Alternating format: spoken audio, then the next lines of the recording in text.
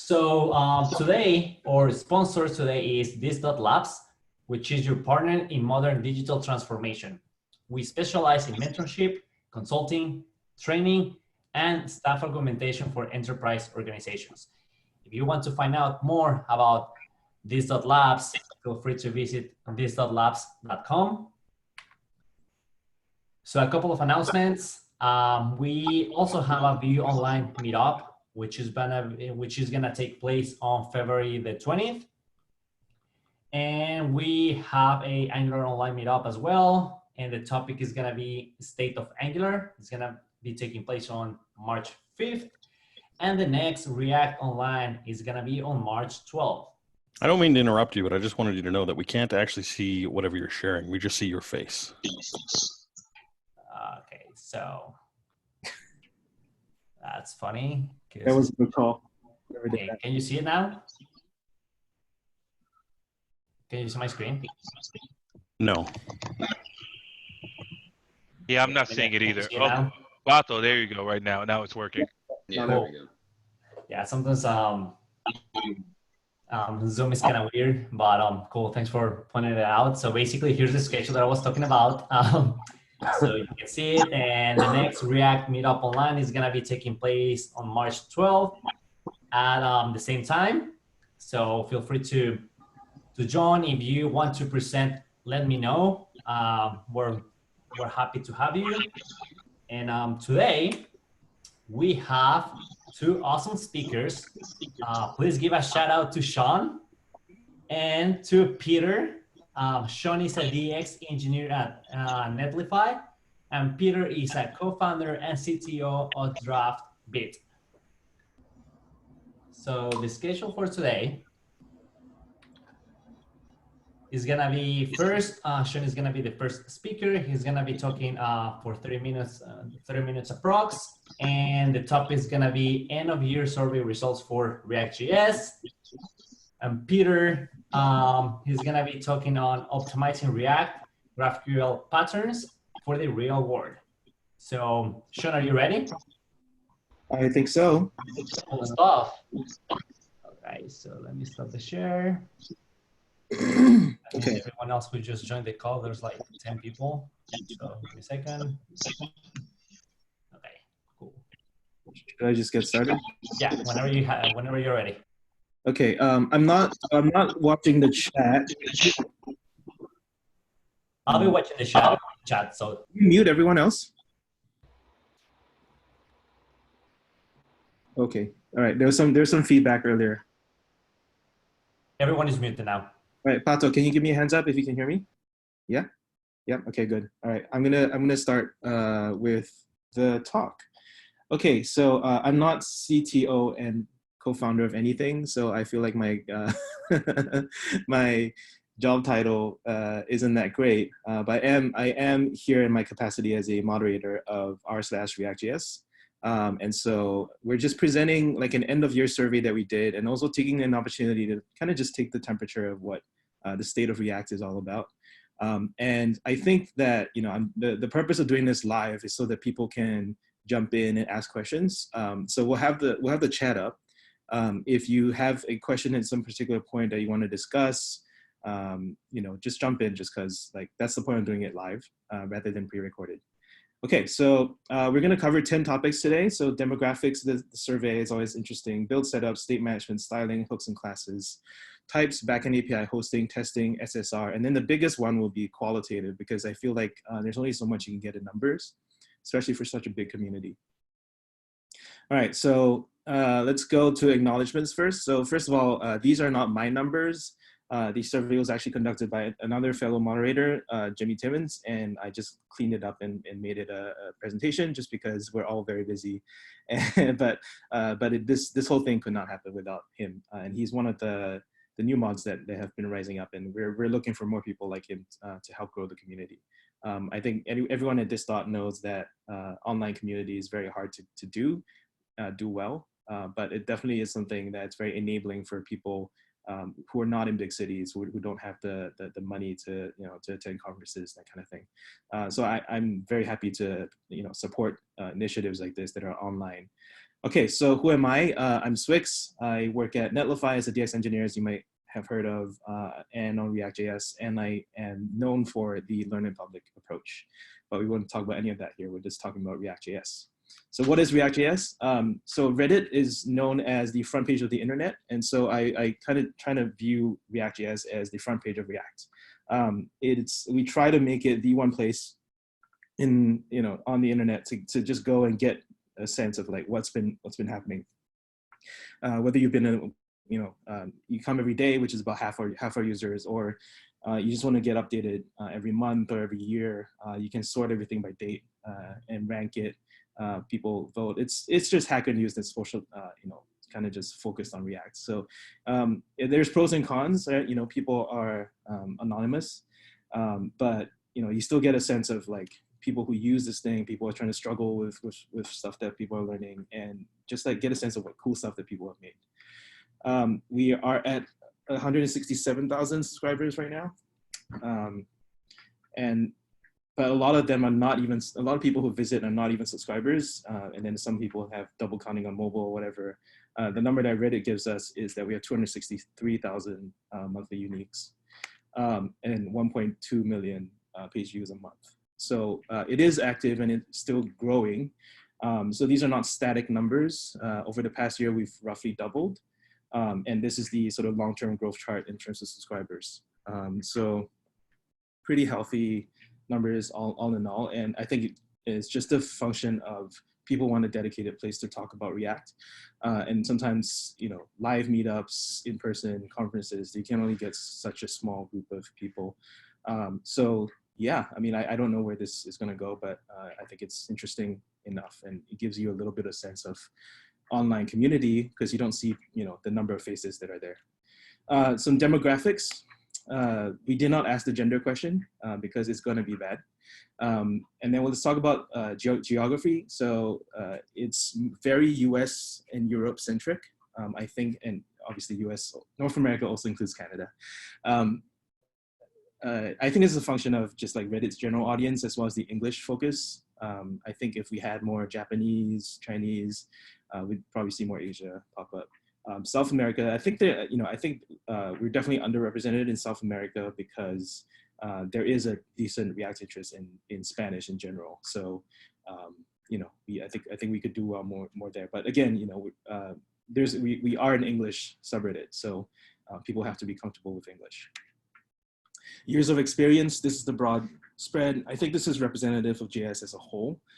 So nothing too surprising here, except that there are people who've been using, more than 10% of people have been using JS for over 11 years and on the React train. And it's interesting that, they have to interact with people who've been using JavaScript for less than 1 year. It's a very, very difficult balance to manage content for. Job titles, surprisingly, not all are React devs. In fact, only about 63% of people are professional React developers. And then there's 10% of students, 22% don't identify as React developers. So they could be primarily backend and then they have to use React for their front end, or they just dabble in it a little bit. Some of them are not even developers at all. They're PMs, they're designers, they're other, right? Something else. But the bulk is React, and there's a separate React Native subreddit, so that's why we're not gonna have as many React Native people because they'll just go somewhere else. So this is specifically addressing React developer issues, but then you get a good chunk of like, I don't do this full time, but I still have to use it, right? And I think a lot of us forget about this significant chunk of people, which are a quarter of the audience. Who don't spend every day in this world and need to have an update on things. Let's talk about build setup. This is my first big number, 92%, which is the amount of React apps that are powered by Webpack. How I get to this number is basically there's create React app, which is the default CLI, that's 36%, that's powered by Webpack. There's Webpack sort of manually configured Webpack. So for example, the app I work on at work at Netlify is a manual Webpack config, or you can have an ejected config. And Next.js and Gatsby are also Webpack configs as well. So basically, the vast majority of React apps are built with Webpack. Parcel is great, having a nice showing, and no one answered rollup. I mean, there's a small other section. I think there are a few rollup people. But yeah, Parcel surprisingly is doing better than rollup in the bundler space, but it all kinds of pales of significance to Webpack. All right, state management. So yeah, this is one of those like really tough questions in React, and it really trips up a lot of beginners. What do we use for state management? Surprisingly, I feel like I felt like the Redux number was going to be higher than it turned out to be. So we have 39% Redux users, and that about approximates people using prop drilling plus React context. So like people who just don't use any state management at all, except for the built-in ones, right? And then obviously there's a sizable chunk of MobX people and a growing Apollo client group. I personally don't understand Apollo client. I don't use it, but I think it's very interesting that people have found significant value, and these are all dramatically different approaches from the traditional. I consider these prop drilling, React context, and Redux traditional approaches. I hope everyone understands what prop drilling is. I feel like it's not a well-documented thing. This is just like passing props down level after level after level. Like that's the most, agnostic thing that you can think of in terms of state management, and everything else are ways of skipping levels, essentially. And they all use React context under the hood.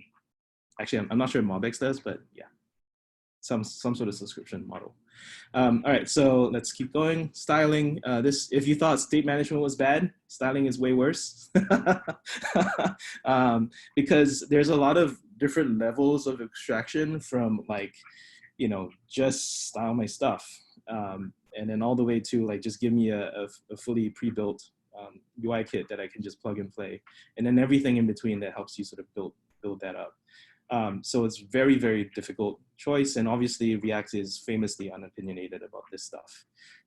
So this is kind of how it works out. Sass is the most popular, followed by style components. So two very different approaches. One is a sort of pre-compiled approach, and then the other is a CSS and JS approach, together with vanilla CSS, and then everything else just kind of falls in line afterwards. I feel like Tailwind is a surprising one because it gets a lot of Twitter buzz, but no one uses it at work yet. So it's kind of one of those things where it's probably likely to grow a bit, but it's very, very hard to refactor CSS approaches, right? Like once the majority of your code base is in one thing, it's very hard to change things in between, and then just kind of leave things in a half migrated state or whatever, because you always have more important things to work on than changing tooling. So hooks versus classes, very, very popular question with one very, very simple answer, which is hooks have won. And I feel like the main doubt of what's going on here, I mean, hooks have mostly been like, there are a lot of people who are holdouts who don't like the mental model of hooks, which is completely fine, and there will be a deprecation story, compatibility story for them if classes are ever deprecated. But it seems like most people have got on the train. Actually, the population I worry about most in terms of answering questions is the beginners, because a lot of them have this attitude of like, classes are about to be out of date. Should I bother learning them? And maybe I should just only learn hooks instead. And like, why are the docs still teaching classes? This is a very bad attitude, and I do want to get that on the record. For the time being, for the foreseeable future, you have to learn both. So it's kind of like a weird thing, like, in the process of both being backward compatible plus trying to evolve the API towards something simpler, we created this liminal period, which we exist in right now, where we have more APIs to do the same thing. And we just added learning burden to beginners, but this will go away over time. Unfortunately, the reality is that most production code bases are all in classes, and if beginners only learn hooks, then they will not be equipped to work with production code bases. So that seems like a bad idea. So we have to learn both. I have a question here. Do you see folks using hooks alongside classes or existing code bases, or mostly? No, people use hooks alongside classes with existing code bases. So the one thing that's fantastic about hooks, I don't know how they pull this off. I mean, I do know, but it's still amazing. React 16 will be 3 years old this year. there has been no breaking change. And if you consider that React 15 to 16 did not have a breaking change, it's just been a fantastic story of backwards compatibility. And so, you know, just upgrading your React version and then being able to add in hooks. That's what I've been doing at Netlify. So I would highly recommend that, because you even see, like, you know, use effects, like you have a cleanup effect co-located alongside of your original effect. And bugs that would have been created just because we're just not, you know, we don't catch them in time, you see them surface earlier in hooks. And that's why you see the benefits. Yeah. So Adam Hinckley says, we're rebuilding an Angular app from scratch, so we're 100% hooks. So it seems like, you know, if given the choice, people would build new greenfield projects and hooks. That's without a doubt. I think the challenging bit, you know, we're in like sort of like the later stage of an adoption here, where we want to have a good story for, you know, incremental migration of existing code bases, because at this point React has been, you know, is embedded deeply in a lot of code bases as well. All right, enough said about hooks. Hooks are great. Types. This one's a more interesting story. So I have a, you know, I'm a fan of TypeScript myself, and I've been seeing the numbers go up. It's, you know, I've been tracking the NPM survey and the GitHub survey, and it's roughly the numbers you should have in your mind is like roughly like 30% 2 years ago, 60% last year, and of JS developers use TypeScript. And this year, 2020, ideally it should be higher because that's the trend. The survey results did not show that. So we're exactly split between no types and types. And then there's like one reason guy here down here, as well as some prop types. So like, yeah, the green section is the prop types, which is surprising because you know, I feel like that used to be the sort of runtime typing solution in React for a long time. So I would have imagined more of the vanilla JS crowd might adopt that, but they just don't. So I guess they might rely more on testing or whatever. But then there are a very strong half of the population, you know, essentially just focused on types.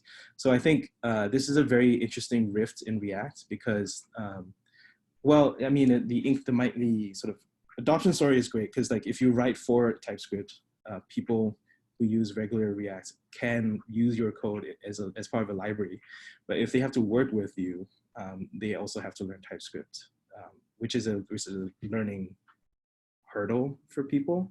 And I don't know. You know, it's just an interesting result. I think this is where we are, and facts are facts. We'll see this change over time. This is the first big year that we've done this survey, so I don't really have much commentary apart from we're currently at half and half. Backend API. So this is not such an insightful question. It's just basically just like, what protocol do you use? And it's essentially the GraphQL question. So I call this kind of like REST and the rest. Obviously REST is massive. JSON API had a really good showing. I know nothing about this, but GraphQL is also at 20% and already bigger than JSON API. So that's interesting. People are using it at work and having success. And there's some RPC stuff as well. Hosting, quite relevant for where I work at, but we made sure to ask it in a very sort of provider agnostic way, so that, you know, I don't have a personal stake. In fact, I didn't even come up with the questions. So you know, there is some level of neutrality here. Survey data is from the survey that we conducted at the end of the year 2019 on r/reactjs. So these are the options that we gave people: static, serverless, VPS, dedicated, managed, co-location, and self-hosted. I don't even, you know, I've never even used any of these other in between, but the static and VPS and self-hosted are the main ones that I have experience with. And these are the results: 44% essentially Jamstack, 33% VPS, and 20% self-hosted, and then a smattering of other smaller solutions over there. I don't think anything about this is too surprising, especially for a front-end oriented crowd. But definitely, you know, I think people are choosing, you know, static if possible because they're front-end developers, and then the interactive APIs if they have to. Although, you know, I think a lot of this story is going to be Next.js in the past year has added a very good static and serverless story. So a lot of people will be moving from like a VPS self-hosted solution of Next.js to a more static to serverless version of Next.js as well, just because that has been such a nice incremental migration, especially for Zite itself, moving from V1 to V2. All right, it's always tricky talking about hosting because I have a vested interest. All right, so testing, also a very complicated subject in React, just because there's just no strong consensus, unlike in, let's say, the Angular community, where everything is set up for you. 19% of React users don't write tests. I don't know how to feel about this. I think people are just being honest, but I think, and to some extent, it's okay because maybe you don't work on something that you intend to maintain over the long time. Hang on, I have a question right now. John Ralph Umandal says, do you know how the survey is spread across the world? 50-50 non and Type.js across the total consumers. Do you know which countries have more tendency for Type.js? I mean, I'm sure we could figure it out. I haven't done the numbers yet. So that's an interesting question. Geographical split of TypeScript adoption. That's interesting. Adam Hinckley says, I don't write tests, but someone else does on the team. That might be problematic. You might want to write your own tests to help maintain your own code. But I'm not here to preach or judge. Anyway, the facts are facts, right? 19% of people admit to not writing tests. And it is what it is. 32% use Jest. 18% use React testing library, which is huge for how young it is. And that's already almost twice as much as Enzyme, which is the competitor library from Airbnb, which is not 10%. Cypress.io also doing very well for integration testing. For this question, we allowed multiple choice because some of these you can use in conjunction with others. So for example, Cypress is more integration, and then Enzyme is more unit testing, that kind of thing. So this is a definitely, like, there's some sort of duplicate number here, but you can cut numbers a lot of different ways.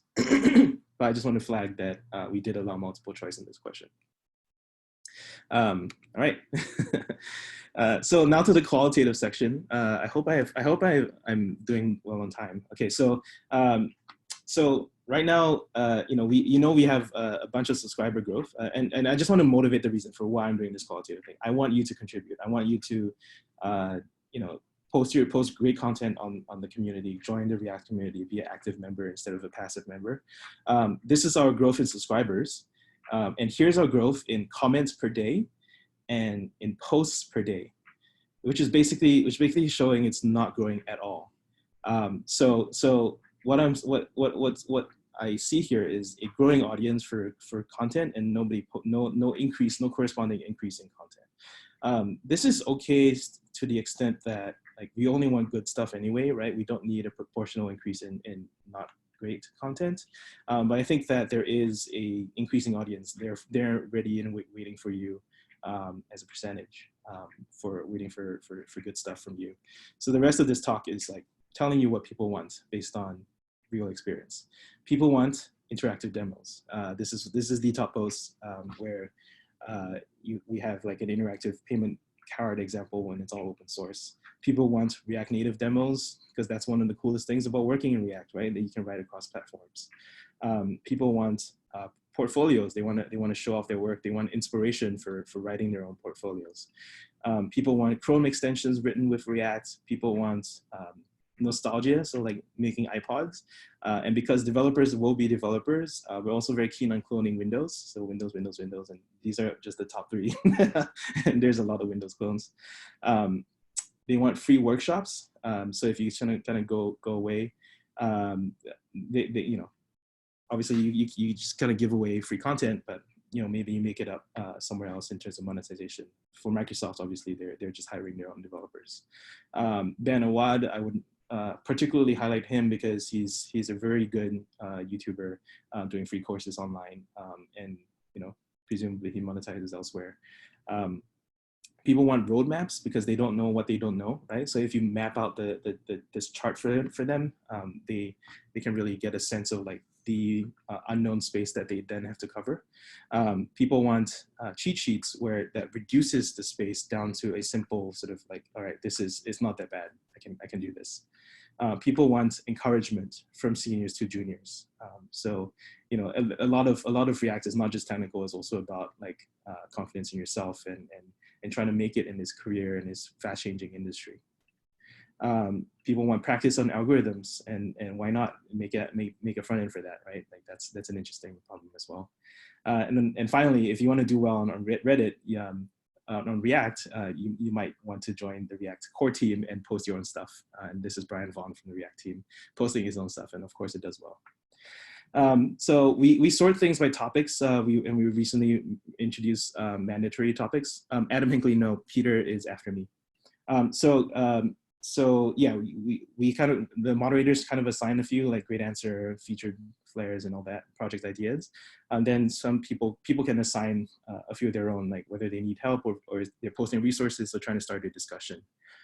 So these are the topics that you can kind of think about if you're trying to create content for the React and Reddit communities. What people say they want on the surveys, they want weekly and monthly challenges to learn how to solve specific problems. They want quality curated tutorials because there are too many sort of noisy beginner articles out there. They want sort of advanced sources as well, again, curated and compiled for people, and they want to stay up to date. So I think those are very reasonable requests, and I think if you sort of align your content towards that, you'll do well on Reddit and React. Lastly, we answer 500 questions and answers a month. Every month, with some of the moderators, we take turns.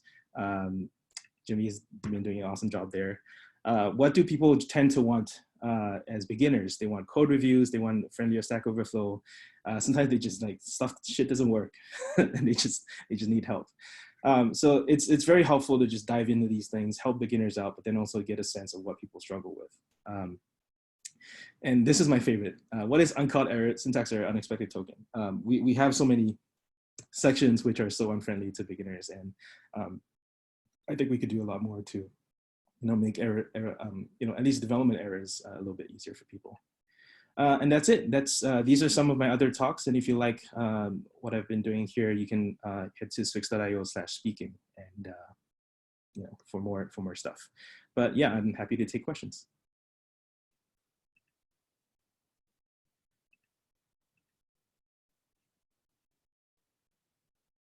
If any.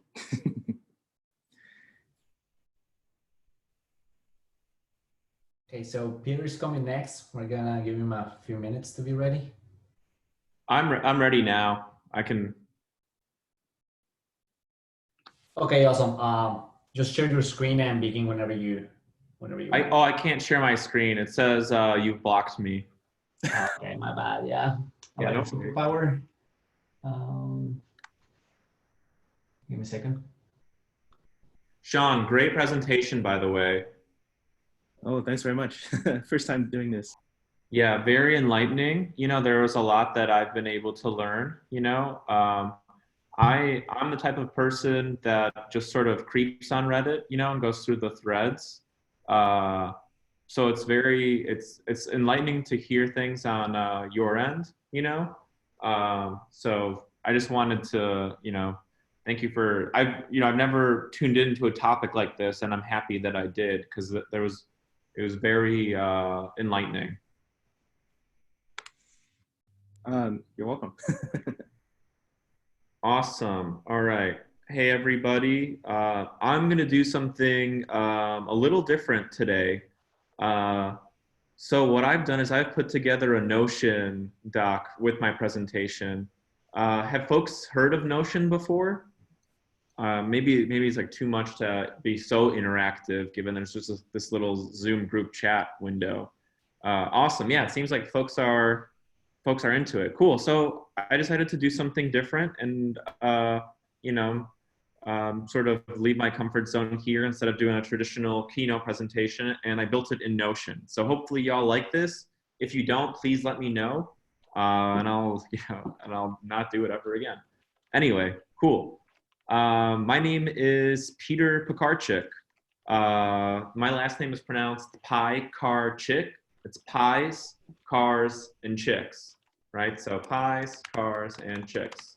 Oh, it seems maybe Fred's got a question for, before I dive in too much, I want to, if Fred's got a question for Shawn, I'll wait for this.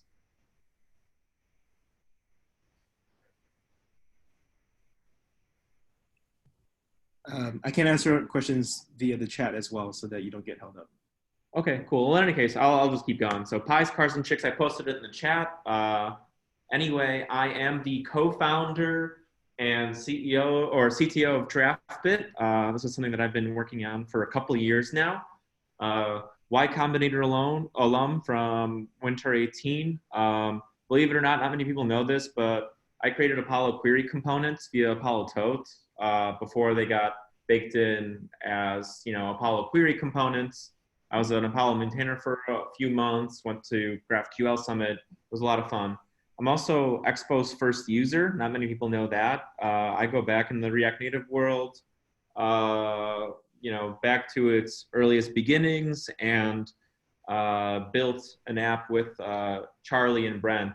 Charlie's the CEO of Expo, and Brent is, you know, the infamous React navigation person, React Native person, so on and so forth.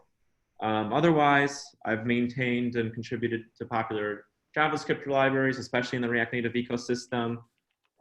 Here's a picture of me on stage with the creator of React and Reason, Jordan Walk. He was giving his first talks since releasing React in 2013. Fun fact, the 10-year anniversary of React at Facebook is this year, right? Because it was 2010. And in 3 years, it'll be the 10-year anniversary of when it went public. So anyway, just some trivia there for you. What do I do at DraftBit? Or what is DraftBit? If you haven't heard of us, we're a tool that helps teams build mobile apps visually. Everything that you do is powered by like a GUI.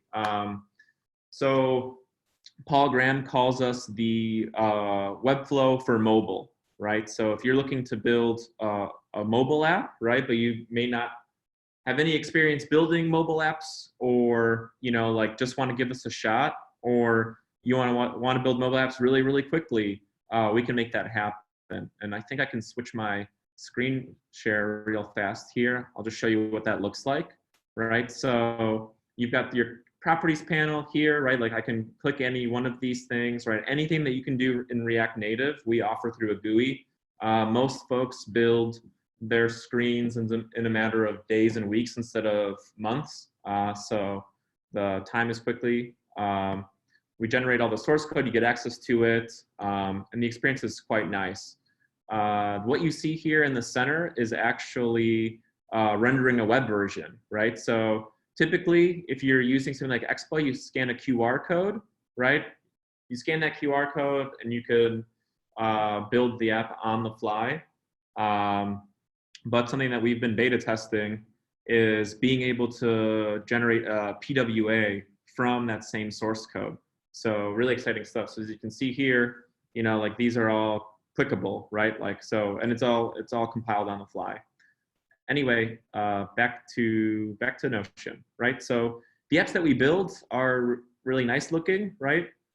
You know, things that you'd use in the real world, right? And the source code that we generate, you know, you could consider as very senior level React Native source code, right? Some things look a little different, like some of the styles, right? We generate the styles on the fly, so we add a little bit of a hash here, but we do the best we can to simulate something that you would be writing, right? So it makes life a lot easier and makes building mobile apps a lot more fun. Some folks use it, you know, to just crush through their screens at work. Some folks use it to learn React Native. So definitely check us out, draftbit.com. We've been working together on this for almost 3 years in June, right? And we're just sort of gaining popularity right now, right? The startup world has a lot of ups and downs, right? Shit hits the fan all the time. And in this process, we've sort of learned that choosing the right tech stack can make or break your business, right? You know, in our sort of like world, we are considered a high growth business right now, right? Like people are signing up, people are trying to build mobile apps. Mobile apps are very complex and hard to build, right? We use GraphQL. There are things that we don't necessarily understand on day one, that can bite you in the butt, right? Like your server going down because too many people are trying to do too many things. And then you go through and you optimize, right? That's just a traditional iteration cycle. So the first version of DraftBit was very simple, right? I'm an OG sort of person. It was just Node, React, Postgres, raw SQL queries, and connects for the most part. That's like what I knew. I knew it was fast. And then GraphQL on top of that. And version 1 of DraftBit was just throwing stuff at the wall and hoping that it stuck, right? Some things did and some things didn't. And you sort of quickly realize that we were doing some things the right way and some other things, not so much the right way. So, we didn't throw everything out and start from scratch, right? I strongly recommend not doing that. But we did start iterating on the product, and we did start building in new features using some new technologies, new patterns, right? Just like learning as we go, right? Our team is very small, right? At the time, it was just 3 of us. Now there's about 11 of us, right? So you'd think that, you can move a lot faster with 6 or 7 engineers, and you can, but not as fast as you think, right? Constantly being flooded with features and improvements and things that folks want, but not enough time in the world to make that happen. So DraftBit 1.1, the first thing that we did after realizing that maybe we're onto something, right? Like maybe this was just more than a proof of concept, is we started using Reason on the client. If you haven't heard of Reason ML, it was created by Jordan Walk, the creator of React, right? It was the way that React was originally envisioned at Facebook. So in 2010, when Jordan came up with the proof of concept for React, it was actually written in standard ML. Yes, I still code for DraftBit every single day. So like I'm not at the CTO level of not doing that, and I actually enjoy it. So. Oh look, hey Shawn. Yeah, Reason ML is really nice, and the beautiful thing about it is it's very fast compared to TypeScript is the most popular thing out there right now. So if you're looking for something that's really popular, use TypeScript. But if you're looking for something that has a lot of control and safety and speed, our Reason project types and builds everything in about 5 seconds versus our JavaScript side takes much longer than that, right? So definitely check it out. See if it works for you. It works very well for me and everyone that I kind of convert to using Reason. They end up staying that way. Whereas, like the general consensus for TypeScript is like, well, the solution that I came up with for this set of types is not great, but it works, right? So anyway. Yeah, so back when Ken was using Reason 2 years ago, there wasn't a lot of resources. It's improved a lot lately. The Discord is phenomenal, right? For the lack of any documentation, you can jump on the Discord and get help at any time of day. Also, it's worth noting too that I think we use TypeScript on the server, which I'll talk about in a second here. Reason has made me a better JavaScript developer, right? So even if you're in a room full of skeptics, right, and you're doing Reason outside of work, it'll become clear that you do, because your JavaScript just gets better, right? You start thinking about things that you've never thought about before, just because the paradigm's a little different.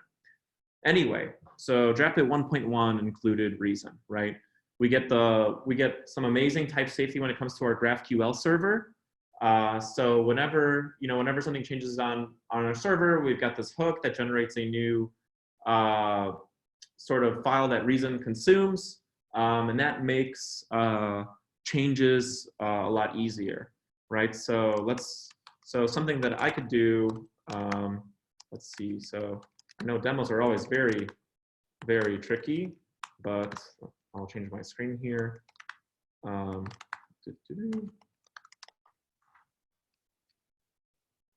So changing screen, back to my terminal here. So let's see, let me know if you've seen my screen, right? So got my server here, and we've got the client here, right? So if I decided to go to workspaces page.re and say, for example, delete something, that query doesn't need that request. Let's see, so find user workspaces, query, let's see. I wasn't expecting to do a demo, but since I started talking about Reason, it's always fun. Let's see, queries.re, we got one of these query files, app queries, right? So I could remove something and it'll start yelling at me. I think description is not required, or no, it's another one that's not required. Hold on, so everything is, so if it's optional, I won't error out, but let's say something like this, right? So for example, like I removed the slug from Expo, right, which is a required query, right? It's not optional. And someplace in some app is using it, right? And so it's freaking out, right? And that happened in, you know, like literally no time, right? So 334 milliseconds, whatever. So those are some of the perks. I mean, this talk isn't about it, but just wanted, you know, I always like to share some stuff. Yeah, I'm a Vim person. I like it. Shawn's in here too. He's an Emacs person. That could be a conversation for another day, but I do love the power of Vim. Okay. Anyway, in GraphQL 1.2, we decided to do something different. Our GraphQL server was just Node and JavaScript, like I said, raw SQL queries. So let's just bring some more structure to this, right? SQL is great if you know how to use it, but it's also a pain in the butt, right? Especially if you want to scale your team, right? We brought on more engineers, things were getting harder. So TypeORM coming into play, and that meant TypeScript on the server, right? Folks always say that I'm biased, right? Like reason, you always shit on TypeScript. But the reality of it is I use TypeScript too, right? So I can, right? Because I could clearly see the benefits. And with that came Prisma, right? And I'll go over these tools too and the pros and cons in a second. So we started using things with Prisma. We started typing things. In ORM, like TypeORM is really nice because it makes relationships really easy. It makes updating, saving, querying things really easy, right? And just made life, you know, a little more fun for everyone on the team. GraphQL 1.3 is incorporating data loader, right? We started getting hammered with requests, right? And we're like, why is this so slow, right? We've got all these people using the platform at the same time. This shouldn't be going down. There shouldn't be bugs, right, popping up. Well, it turns out that we weren't necessarily writing our GraphQL schema correctly, right? And that also led to thinking about structuring our GraphQL queries a little more efficiently than we used to. And finally, lastly, right, writing tests. You know, I was never a test person, I'll be honest, right? I'm a human being. And so, you know, I was like, yeah, I don't need tests. But it turns out that it did make life a lot easier, right? So writing tests was another 3+ check mark. Okay, that's sort of like the table of contents. Let's kind of jump into what we've done in the past and what we proved on, right? So it turns out that we weren't using our GraphQL field resolvers correctly, right? There's this whole idea of GraphQL being this like tree with field resolvers, right? So it's very powerful in some cases, but you could also shoot yourself in the foot, right? You know, I've spent a lot of time with, you know, GraphQL and Apollo, right? So I was like, oh, I do sort of understand this. But it turns out that I didn't. You know, I didn't use GraphQL correctly for a really long time. You know, I'm at the point in my life where I'm okay with admitting that, right? So what we were doing is we were building purpose-built resolvers, right? So instead of, you know, like organizing our code in a certain way, we were building resolvers that handled things, you know, a certain way, which was nice in some cases, right? It meant that you couldn't, you know, query a recursive tree of things, right? Like, but it also meant that there were a lot of pinch points and slowdowns in other places, right? So we weren't utilizing any sort of caching in that case. We weren't utilizing, you know, just like concepts that let us reuse code, right?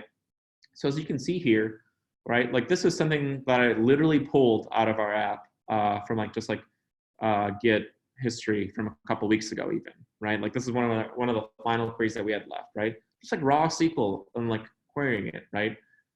It's great, it's fast or whatever, but changing this around is a nightmare, right? You know, like if you're somebody that, you know, understands SQL, that's phenomenal, you know, but like it can be a drag writing these things, right? So, you know, it's fun, but we write JavaScript at work, right? So, you know, that's when we started fixing these things, right?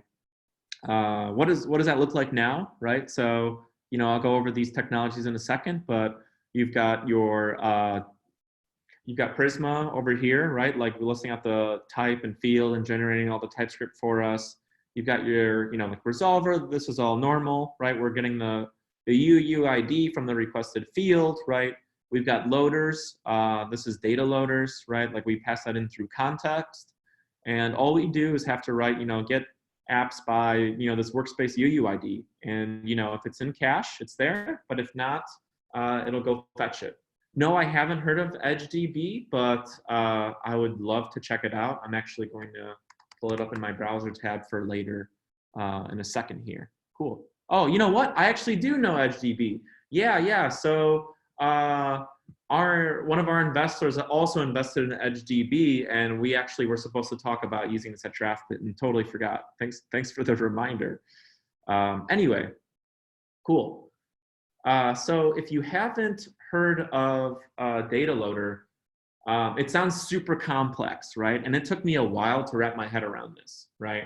Data loader is a generic utility to be used as part of your application's data fetching layer to provide a simplified and consistent API over various remote data sources such as databases or web services via batching and caching. I've stayed away from data loader for so long, right? Like I was like, oh, this all sounds great, but I've got no idea how to use it, right? And we were always a little nervous, right? But the reality of it is all data loader does is it takes an array of IDs and it returns an array of promises that fulfill that data, right? And the easiest example that I could kind of come up with is, let's say you've got this database command, right? Like we've got like fetch components, for example, right? So we consume an array of IDs, right? It could be UUIDs, it could be keys. So for example, if you're, you know, if you, like you can use data loader for everything, right? It doesn't have to just be, you know, database call, right? So if you've got this array of IDs, right? You've got let's say you've got this function that gets components by IDs, right? So what you can do is pass in like an array of IDs, right? And it just gets that data for you. If you just have find one, you know, like get the data for this one specific component, right? The only drawback is you know, from my understanding is that you have to rewrite your initial database calls to fetch for a variety of IDs, not just one, right? So in this case, components will always get many, it would always be many, not just one, right? So I know it's a little confusing, hopefully not, but anyway, then we create this component loader, right? So all you do is you wrap, you know, your get components call, right? That consumes this original array IDs with data loader. And then you can do stuff like component loader.load1, right? And what load1 is the ID, right? It could also be, you know, XYZ, ABC, UUID, right? It could be whatever the name of that key is, right? And then if that key is in the cache, it'll just return it immediately. Otherwise, it'll go and fetch it, right? There's also load many. You can pass in, you know, an array of IDs again here, and it'll fetch that stuff, right? And the data loader library is actually very simple, right? It's only a couple hundred lines of code. And what it utilizes is nodes process.nextTick, right? So in the case of database calls, in your tree GraphQL, right? Like you may be getting a array of workspaces, right? Or array of users, right? There could be 5 users, right? GraphQL runs that resolver 5 times, right? What data loader does is within that one tick, it will combine the SQL values for it into 5 separate requests into one request, right? Thus minimizing the load against your database, right? I struggled with data loader for a while, like I'll be honest. That was partially because we weren't using field resolvers correctly, right? So I'll get into more of that in a second. But if my explanation doesn't make sense, you know, like it could just be that I'm shitty at explaining it, but it's also, you know, at first glance, sort of a confusing tool to use. But once you get the hang of it, once you give it an hour or two, it gets a lot easier. Any questions so far before I move on? I can make this interactive. Let's see. So did I start? What time did I start at? Have I already been talking for 25 minutes? Oh, maybe I have. Holy fuck. I'm way into this stuff. All right, anyway, I'll just keep going. Okay, so Prisma, declarative, code first, and strongly typed GraphQL schema construction. These are the folks that used to do graph.cool. Graph.cool was GraphQL is a service thing. They no longer exist. But they did build this tool that helps you write GraphQL schemas, right? Anyway, the process is very simple, right? So very similar to GraphQL JS, except you've got definition T here, right? So T.string hello with your arguments and resolvers, and that generates a TypeScript definition for everything that you can then consume into any other file. So Prisma doesn't do anything else besides generating your GraphQL schema, right? Which means that you don't have to use their stack or servers or whatever. All it does is do this. Someone on the team suggested we gave this a shot, and we used it, and it was great. So we continue to use it. Like I said, it's written in TypeScript, which, you know, like, sure, everyone uses and it's great, but, you know, like switching from the reason on the client being so fast to waiting, you know, 3 to 5 seconds for every type change. Anyway, story for another day. TypeORM is what we use to query the data from the database, right? We use Postgres, and instead of writing raw queries, we're able to build this like entity file, right? So you manually set ID, first name, last name, right? Whatever those types are. It also generates the type definitions for you. And then you can do stuff like all users that find, right? Or first user or Peter, right? And it's very, it makes life easier. It's scalable, right? Like you don't have to pull out your SQL book to learn how, right? Anyway, caching, right? So we started getting hit with all these different requests, and what we realized is we were not caching, right? So like I said, small team, startup, right? Like very passionate folks, but there's only so much that we could do, right? So sometimes you're proactive at large companies, but at startups, you're sort of reactive, right? Like I'm building feature. Oh shit, like things are coming down, like we have to go spend time and fix that, right? So we do the best we can to manage all that. But anyway, we realized that we weren't really utilizing any sort of caching, right? So caching in TypeORM exists, right? All you have to do is set the cache true, and then it generates a query results cache table, right? So if we weren't using data loader, for example, what we could do is instead use TypeORM, right? We pass in this cache true flag, which sets it to a default of 1 second. And then it doesn't hit the database, it just puts the things in memory or in this table, right? You can also set the cache to 5,000, which would be 5 seconds, right? If you're using a multi-database setup, right, then it's also worth pointing out that you can use Redis instead of Postgres, right?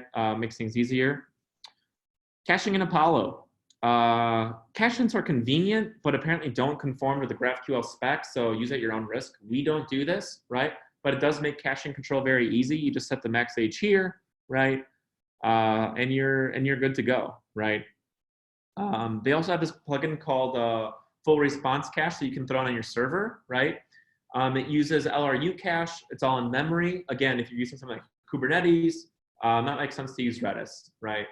You can also utilize this to save something like your session headers instead of constantly encrypting and decrypting your JWT token or cookies or whatever, right? Like for that given session, you can cache that request instead of trying to unravel it every time, right? Okay, something that we've utilized is Apollo Server Cache Redis, right? And what that does is it caches the result of your query, right? Before we were talking about TypeORM caching the result of your database request. This caches the result of your query from Apollo, right? That lives in Redis, right? So it does speed up things dramatically. It doesn't hit the server or the database as often, right? And as you know, like database calls are very, very expensive, and it just makes life a little easier. Persistent queries, right? So something in Apollo is being able to reduce the size of your query to a hash, right? So GraphQL by default is post, right? For a reason. right? Because you can't cram all of that into a get, right? But you can use something like persisted queries on your client. You just set this up right here, right? Part of your link, right? You can connect your HTTP link, which is your URI, and that's about it. You can't use this with Apollo Boost, right? You do have to switch over to the full 7 module thing or whatever, but it's really not that bad. I did it a couple of months ago and I had a good time. Something that I recently discovered, we don't use this yet, but you can also switch your request for GraphQL to GET. We don't use this because we do a lot of batching, and batching doesn't work with this. But you can cache things at the CDN level by making your request GET, right? And since you've got GET requests, Apollo persistent queries work, right? So there's a lot of different levels of caching that you can apply here. Something I wanted to point out before I forgot was Fly.io. Fly.io is like Heroku, if Heroku started today. They make your Heroku apps, even alone by default, 50 to 80% faster, because what they do is they run your servers at the edge, right? It's made a huge difference for us, and we've been working with Kurt, and he's really awesome to work with. He's actually a former YC founder too. He sold Compose.io to IBM a couple of years ago. So he knows his stuff when it comes to building out server infrastructures, and it's definitely worth checking out, right? They got one-click deploys. They actually just built this, a page that takes your Heroku app and deploys it directly to Fly.io. GraphQL cost analysis, right? So your request can be very expensive, right? So this can protect you from a lot of different attacks, right? And a variety of different things. And it's supported with Express GraphQL to Apollo server, whatever you want to do, right? So you set a cost, right? They calculate this cost differently here, but it'll freak out, including a Redis instance for every server you deploy. Well, so the way that we use Redis is we don't have a Redis instance for every, maybe I wrote that wrong, or maybe I said something wrong, right? But, oh, I see. So I think I just wrote that wrong. So it exposes a Redis URL for, like say you've got like at the edge you're running 7 different servers in Chicago, Virginia, LA, or whatever. You get the Redis URL endpoint. That could be one Redis instance, right? I think I wrote this, I might have wrote that wrong. It's probably one instance of Redis that's shared across 7 different servers. Does that help answer that question? Sure. Yeah, so Redis is just a key value layer, right? So you put in a key and a value, and then if you request that key, it returns it back, right? And it all lives in memory, right? So your Postgres database, for example, runs off an SSD, right? And that's really, really fast, right? But we all know that like things running in memory are much, much faster, right? So Redis on its own is very expensive, right? And that's why as a utility, it's been used for like short-term caching, right? So your Postgres database will forever hold your data, right? But if you are requesting the same data over and over and over again, for example, instead of hitting that Postgres database, you can store it inside a Redis cache, and it'll be returned almost immediately. Well, your Redis cache may be 1 gigabyte, for example, right? Because, and 1 gigabyte of RAM is, pretty expensive already, right? 8 gigabytes of RAM is much more expensive, right? If you look at a server, the cost of that, like exponentially grow, right? So with Fly giving us a Redis URL, we're able to, we don't have to set all that up. We don't have to set up Redis in like a, in our Docker container environment. We don't have to manage that. Fly just does that on its own. It's not like the main feature of Fly, right? But it's just a nice perk. It's a nice side effect, right? So Fly offers a lot of great things. And one of the nice perks of it is offering a Redis server as well, right? So I just wanted to make that clear. Like, anyway, so GraphQL cost analysis, right? You can customize different costs for different queries, so you can understand where your data consumption is coming from. If somebody's trying to hijack your GraphQL server too, you can be able to figure out where that's happening and how, right? And just like limit that from happening, right? So they use different formulas for evaluating and calculating that cost, but it's definitely worth looking into, especially if you're in a public GraphQL server if you're running your GraphQL server in a high-load environment, it's worth looking into. One that pairs up very nicely is GraphQL depth limit, right? And what it does is it prevents people from being able to do this, right? Like say somebody just wrote a GraphQL query from the browser on your page, right? That just like goes all the way at deep, right? You can go as deep as you want, right? That's one of the beauties of GraphQL, right? By setting the depth limit to like 3, for example, right? Like chop it off right here, right? What you're doing is you are preventing someone from being able to do that, right? You know, like you don't want people digging in and doing too much crap, especially, you know, if, you know, you're a startup like ours where we can't necessarily optimize every single thing 24/7, right? Even if you're a big company, being able to do something like this is valuable. And you can control the granularity, right? Like some requests can have more, some requests can have less, but definitely something worth looking into. And then lastly, GraphQL rate limit, right? So it adds a rate limiter. And what it does is by the context of your token or any sort of, you know, like this, my example is using the session token, right? What it does is it limits the amount of time somebody can request stuff, right? And so for normal day-to-day application use, this may not be an issue, but if somebody is just like hammering your server with crap, also if you do find yourself in a situation where there, you know, is a bug in your code and just like slams your server, something like this would prevent that from happening, right? We use GraphQL shield at DraftBit, so this pattern is really easy to set up, right? We just pass in the shield as a function, right? Pass in the get rate limit rule, and we're finished. You can also do this as a directive in your GraphQL schema, but I like doing everything inside the JavaScript world and not the GraphQL world, right? There's a lot of benefits to using like a fully featured programming language to do stuff, right? Including everything being typed and compiled, etc. There's also other useful tools like that aren't specific to GraphQL, like Node too busy, right? Under extreme load, your site will stay responsive. It'll just like throw a 503 instead of like going down, right? And then like the rate limiter on its own, you know, say you're not using GraphQL or say you want to have your own implementation, you could do that. And then with the request IP package, say a user isn't logged in, say somebody is like, you know, gained access to your server. What you can do is you can rate limit by the IP. And lastly, Reason. I want to bring up Reason.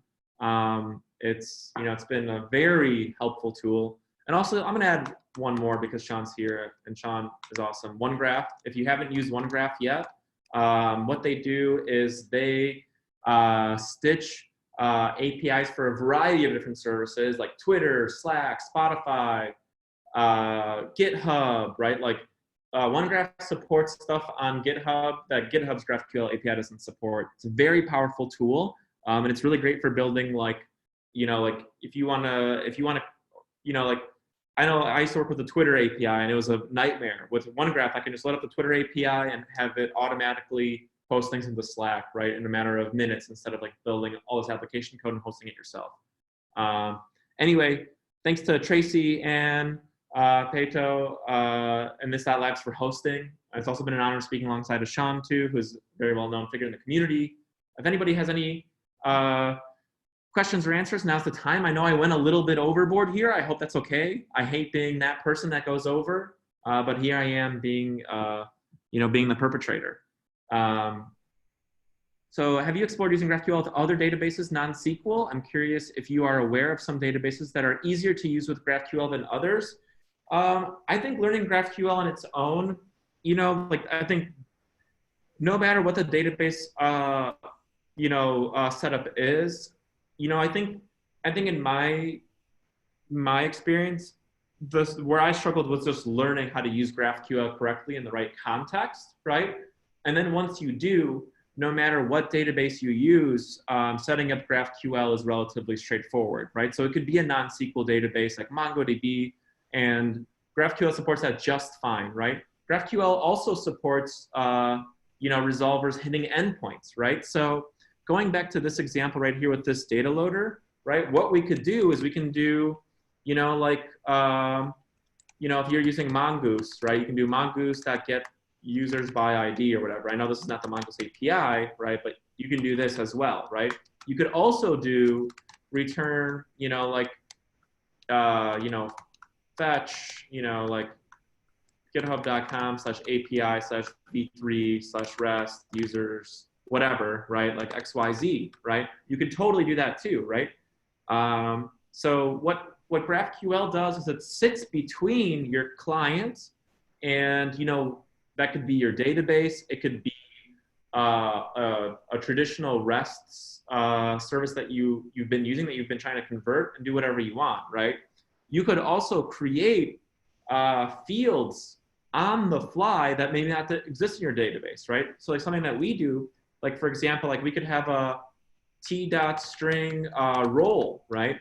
But let's say the way that role works is it's a resolver that, I'm just going to do some code here that looks for, like, let's say users awaits, get user by ID, right? Right? User may have an isadmin thing, right? So let's say isadmin is just true or false, right? So what we can do is, return, admin. So we can do return user.isadmin, right? Then the role is admin.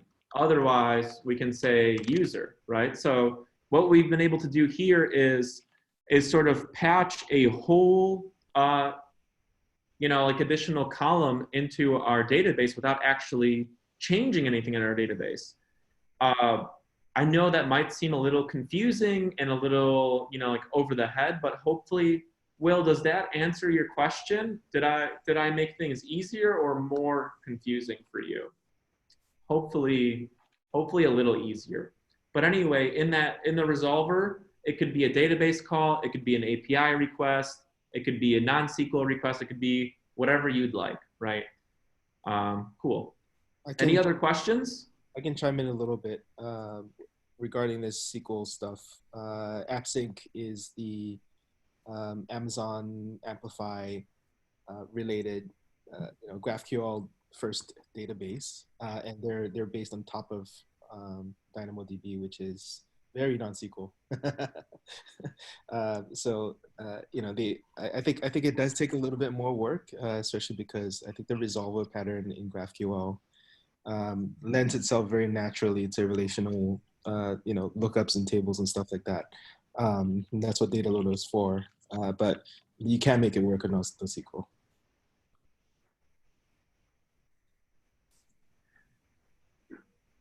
All right, any other last minute questions? It doesn't seem like there are, but you can always hit me up on Twitter. I should have actually probably added this down below. You can follow me on Twitter. I'm just at PeterPME. So twitter.com. My GitHub is the same, PeterPME. I'm always rambling about dumb crap. So maybe you'll find some value in that. If not, sorry. But in any case, thanks again for having me. If you have any other questions, like I said, you can always reach out and ask. You can always send me an email, peter@draftbit.com. Let me throw that down here as well. Otherwise, thank you again for jumping on. And y'all have a great rest of your week. Thank you so much, everyone, for joining. Thank you, guys, for your presentations. Thank you. Bye.